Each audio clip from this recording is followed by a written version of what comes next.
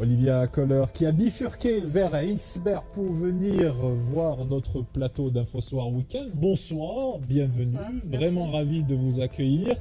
Alors dites-nous un petit peu comment est-ce que vous avez décidé un beau jour de vous lancer dans ce tour de l'Afrique. Ça s'est fait sur un coup de tête ou c'est un projet que vous avez mûrement réfléchi?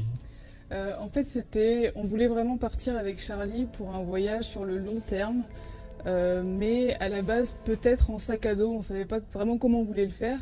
Et en fait, c'est vraiment au début de la pandémie, on a eu le temps de réfléchir et on s'est dit que c'était maintenant ou jamais de partir avec un véhicule, d'aménager un véhicule et d'aller sur le continent africain qui est un continent coup de cœur pour nous.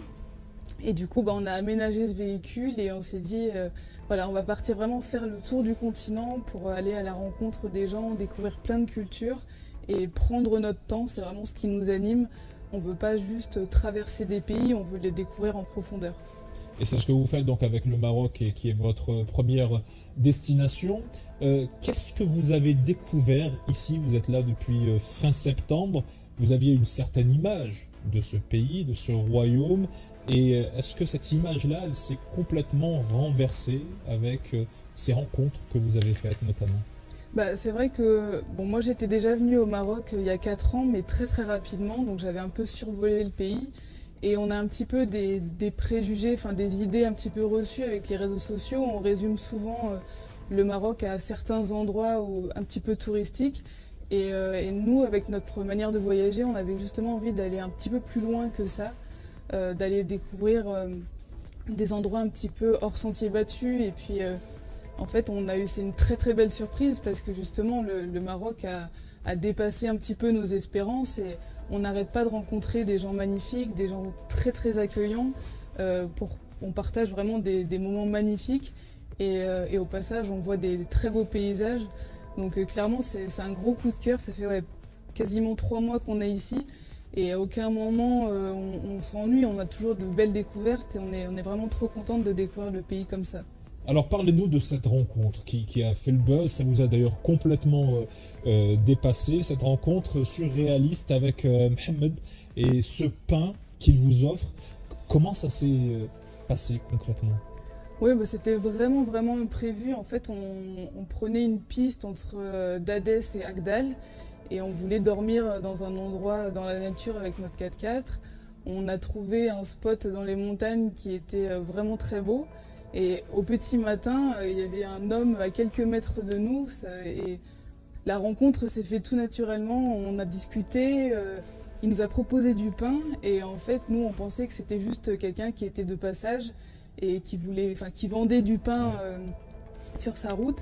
Et en fait, pas du tout. Il nous a offert le pain. On a vraiment pris le temps de discuter avec lui.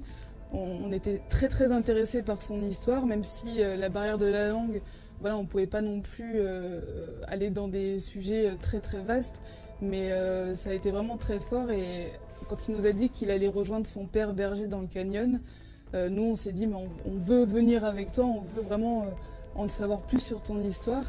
Et c'est comme ça que la rencontre s'est faite vraiment naturellement avec Mahmed. Et qu'est-ce qui a touché autant le public, les internautes, au point que ça fasse le buzz à ce niveau-là, Je pense que d'après c'est vous? vraiment l'authenticité de son geste, de sa manière de vivre. C'était vraiment une rencontre en toute humilité. Il y avait vraiment, enfin, le but n'était pas de faire le buzz, clairement, n'était pas de montrer à énormément de gens, mais je trouve ça génial justement de pouvoir montrer cette facette-là du Maroc que les gens n'ont peut-être pas à la base. Même des Marocains de leur propre pays. Je reçois beaucoup de messages de gens qui me disent mais c'est génial, je savais même pas que voilà, il y avait des gens qui vivaient comme ça dans ces endroits-là. Enfin, je trouve ça vraiment, vraiment top de pouvoir mettre ça en avant. Et je pense que c'est justement cette authenticité, cette générosité qui a touché les gens. Alors votre périple, il ne va pas durer quelques jours, encore moins quelques semaines ou quelques mois, c'est plusieurs années que vous avez programmé. Comment ça va se dérouler? Là, vous êtes venu spécialement ici à Casablanca, d'ailleurs, ce n'était pas prévu de venir à Casablanca, on aura au moins réussi ce défi-là. Quelles vont être les prochaines étapes? Comment va évoluer votre périple dans ce contexte qui est assez compliqué, celui du Covid? Oui, là on a encore pas mal de choses à découvrir parce que justement on prend tellement notre temps qu'on avance très très lentement.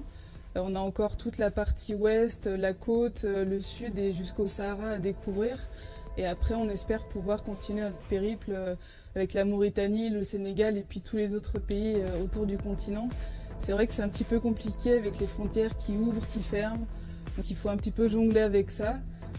Au final, bon, rester plus au Maroc, pour nous, c'est pas gênant parce qu'on se sent tellement bien ici et puis on a toujours beaucoup de choses à faire que voilà, si les frontières restent fermées pour les prochaines semaines, pour nous, c'est pas très grave, on trouvera toujours des choses à faire. Et justement, ces choses-là, vous les relayez, vous les relatez à travers des photos, à travers des vidéos. En quelques mots, qu'est-ce que vous allez faire de toute cette matière? Moi, c'est vraiment mon métier de partager des photos et des vidéos parce que mon but, c'est de pouvoir montrer justement une facette authentique des pays, de pouvoir montrer un petit peu l'humanité qui existe. Et j'essaye d'en faire des reportages, des vidéos chaque semaine sur YouTube. Et puis à la fin, peut-être un petit documentaire un peu plus long pour montrer justement les différents visages autour du continent africain. Vous reviendrez ici nous présenter. Avec plaisir. Tout le plaisir sera pour nous. Merci infiniment Olivia Kohler et Charlie qui vous accompagnent dans cette très très belle aventure. À très bientôt alors. Et prenez soin de vous.